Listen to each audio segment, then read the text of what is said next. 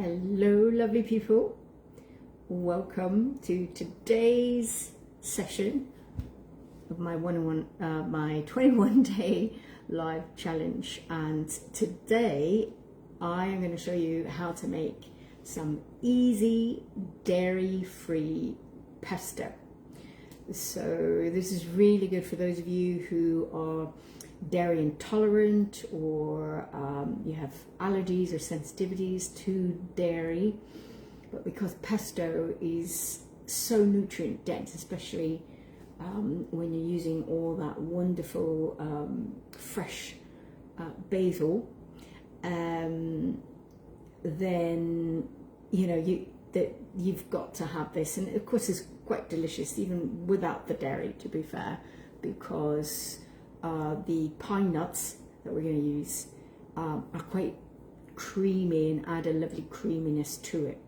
And of course you get the flavors of the lovely extra virgin olive oil and the lemon juice. So I'm going to show you how to make it. Now what's lovely about this is I'm going to just pan over to this gorgeous vase that I've been growing. Okay, so some of you might think, oh well, can't grow stuff at home because I've got no space. I've been growing this beautifully large size pot. Let's see how big it is, right? And I basically took one of those store-bought, really tiny pots that you buy in the shop, right? It's got about a dozen plants in them, and you would only get maybe 1 or 2 uses out of those. Rather than doing that, take that little pot, pry gently all the little basil plants apart, so you've got individual plants, and then plant them up in a big planter like this, as you can see. We're obviously adding more soil, and I have been making pesto and using these beautiful basil leaves pretty much all summer. All right, so one pot that you buy at the supermarket that's already sprouted. So those of you busy people who have no time to start things from seed, you don't have to. You can just buy one of those pots that's already in the supermarkets, sprouted already and growing, fully grown plants, but they're crowded. They're crowded in those little pots, so they produce very little. But if you pry them apart, take each individual sprout or plant, and I put about half, more than half, because this is quite a large planter in here, and look at the abundance. I mean, it's just literally, I can hide behind here. It's really nice. So then, and of course the smell's amazing. Then when you start picking this, so some of you, my Italian friends, will probably already know this, but when you're picking, to make them bush out like this, it's really best to pinch off from the top. So I'll basically go to the first or second rung of the basil plants. I've already done this a couple of times, so there's several rungs already on each plant. So I'm just pinching off as you can see. So on this plant, basically, so you got the first little rung there, and you got these lovely ones growing outside, and then just pinch out, go the second one down. I mean, I could technically grab the third one down, but there's so much abundance, and it's beautiful, and it smells amazing, and they're just so full of goodness and richness here. So fresh basil is really so nutrient dense as well. Oh my goodness. So yes, so you go down a couple of rungs, into the next joint of a plant, which is what I'm doing here. So I'm going to get maybe a couple more. Right, so I've got my itty bitty tiny, sort of like half size little food processor, and so I've basically pinched off this plant, yeah, about this much, so it's like a little bouquet, and I will have to do this in batches because I've got a small food processor. If you've got a large food processor, then obviously you can just double up and do more and pinch off, you know, the rest, because there's actually loads here. I'm going to do just a couple more because they're basically saying, don't forget me. I talk to plants all the time. So here we go. I'm going to wash these in some lovely filtered water. I'm going to pop them in here, and so they're just like being rinsed off, soaking in water. Now those are, in essence, will be organic because I haven't sprayed anything, I haven't put anything on them or on the soil. And if you've got organic soil, you know, potting, growing soil, then that just all adds to the goodness of it. So I've got a few of you here with me now, so say hello, write your name in the comments, and or just make a comment. Let me know if you are making your own pesto at home. And there's of course different types of pesto that you can make, which are delicious. Sun-dried tomato is another one, so you can add some sun-dried tomatoes to what I'm about to show you. You can throw some roasted peppers in, and you know, to what I'm about to show you. So like roasted peppers, you can make a variety, but this is the base. Okay, so this is a base for pesto. You don't have to add anything else. It's delicious, just as I'm going to show you now. So I'm hoping that you can actually see what I'm doing, because I've got 3 garlic cloves. So I'm just getting them out there, and they are in essence really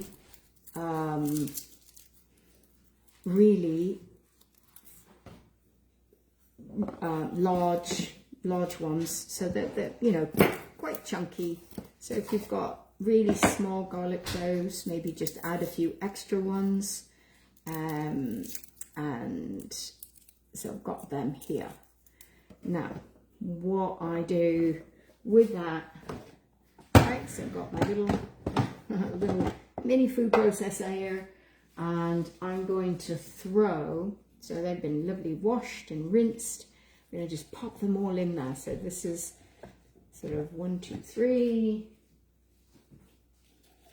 there we go, and I try and compact it in there. So notice I'm putting the stems, but if the stem's really thick, I pinch it off. Okay, so if the stem's a bit too thick, then you just prick it off a little bit. Just the tip, yeah, that's really too thick, because it might end up being a little bit stringy. Okay, and so there we go. Just pinching those little bits, pack it in there, and it really is simple to make, and you could make large batches of this, especially if you've got a large food processor. Right, so mine is a mini one, it's like a 1 litre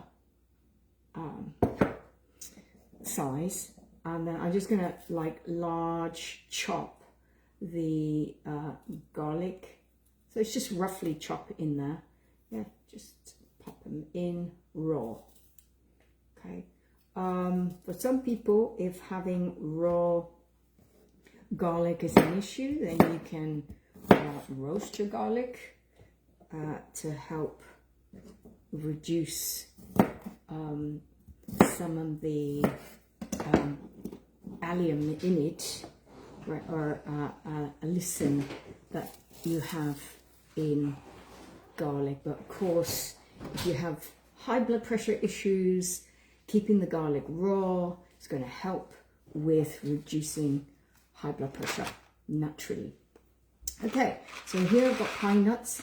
It's about roughly 2 heaped tablespoons, right? And this is where it helps make the creaminess come through. So I know that, you know, the cheese can do that, but to be honest, I have not missed having cheese in my pesto, because combining the pine nuts with the garlic and the extra virgin olive oil is got this lovely flavor and creaminess to it all on its own. So now I'm going to add 1 and 2, this is tablespoons of extra virgin, good quality extra virgin olive oil. Okay, so I've got all that. 3, so there's 3 tablespoons. So remember, this is a small food processor, about a 1 litre capacity. I may end up adding some more, to be honest. When I make pesto, I just kind of like bung it all in, and because I'm so used to already making it. And the other thing that goes in there is my freshly squeezed lemon juice. So I'm showing you, this is what freshly squeezed lemon juice looks like, folks. So not the stuff that you find in a bottle, because the stuff that comes in a bottle is mixed with other stuff. Okay, so if you find freshly squeezed lemon juice in a bottle, it's mixed with other stuff. And it takes very little effort to cut up a lemon, and little trick of the trade to really get the juice out is before you cut it, you roll it as though you're massaging, and you squeeze into it gently as you roll it, because then you will get the juice, I almost said orange juice, lemon juice out of the lemon very easily with very little effort. Okay, so if that's just a little sort of trick of the trade for you, to get as much of that orange, I said it, orange, as much of that lemon juice out. Okay, so once that's all done, so this is the juice of 1 lemon. Okay, I'm actually going to just use half of that, because I'm going to do 2 batches of this. So I'm going to use half of that lemon juice in here, and then keep the other half for the second batch that I'm going to make after this live video. So there we go, we've got lemon juice, we've got olive oil, we've got our freshly picked basil even, basil. I always have that little discussion in my head, is it basil, is it basil? And then with the nuts, with the garlic, I'm going to go over here to my little plugged in, so you'll see it, the little plugged in food processor, and make some noise. Okay, so watch out the ears. Okay, pop that in, and here we go.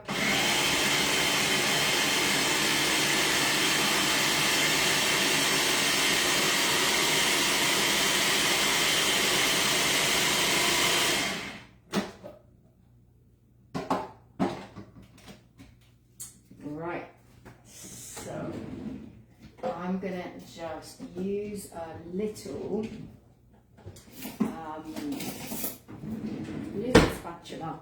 So as you can see, it's whizzed it all up. There's this lovely consistency in there. But what I'm doing is I am scraping the sides, the little bits that are on the side, and I'm just going to give it another couple of seconds. It is literally that easy and that quick.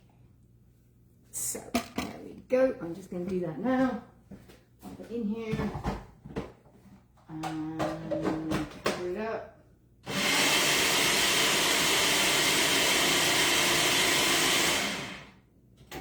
Okay,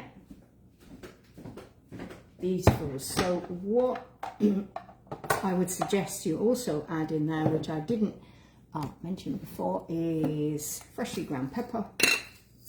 So I'm going to add that now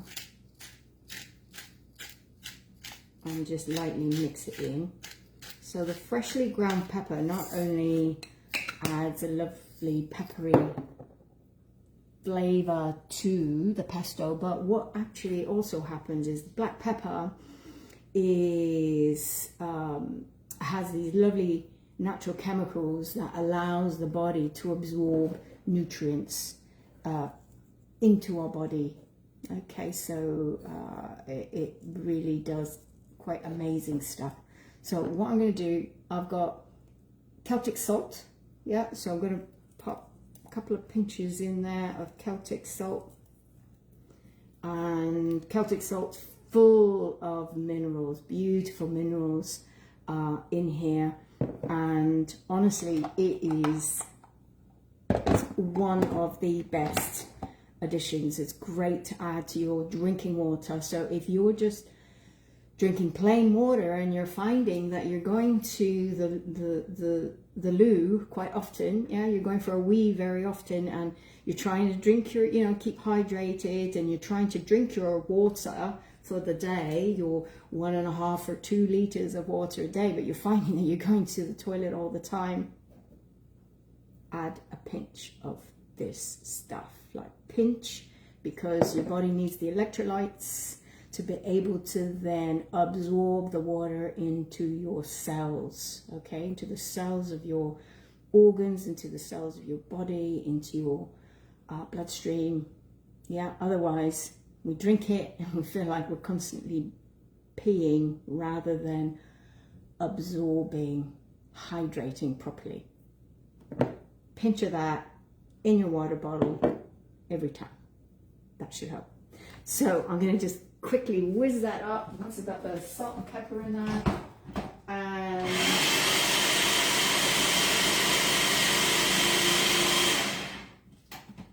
there you have it, my homemade dairy-free pesto.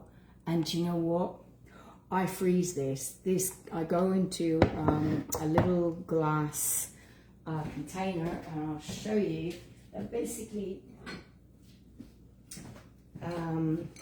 glass container with a plastic lid, and it freezes in there, and you can literally just scoop it out with a spoon as and when you need it. Or if you've got plans obviously to use it all up, you don't need to freeze it at all.